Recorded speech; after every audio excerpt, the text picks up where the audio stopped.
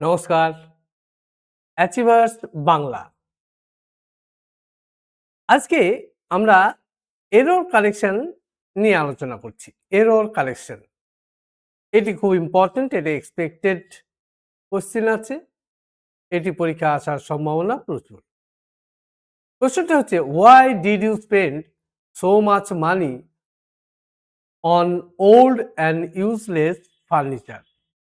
কেন তুমি পুরনো এবং অপ্রয়োজনীয় আসবাবপত্রের উপর এত টাকা খরচ করলে? তাহলে কোন টেন্সে আছে? ডিড মানে এখানে পাস্ট টেন্স। পাস্ট টেন্স মানে এখানে প্রশ্ন করা হচ্ছে কি দিয়ে? ডিড দিয়ে।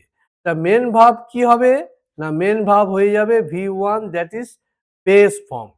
তাহলে এর ফরমেশনটা কি হবে? না একটা WHY অর্থাৎ why plus did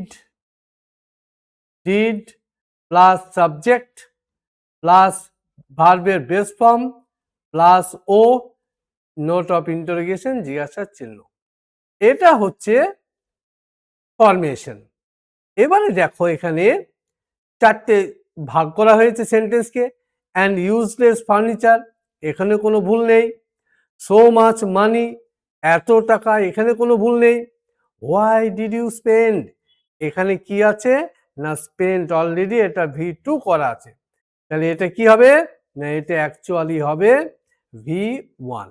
so your right answer should be 3। ভিডিওটি লাইক করবে, শেয়ার করবে এবং সাবস্ক্রাইব করবে।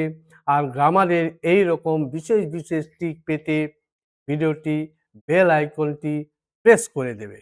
নেক্সট ভিডিওতে আবার দেখা হচ্ছে। আমি হালদার স্যার।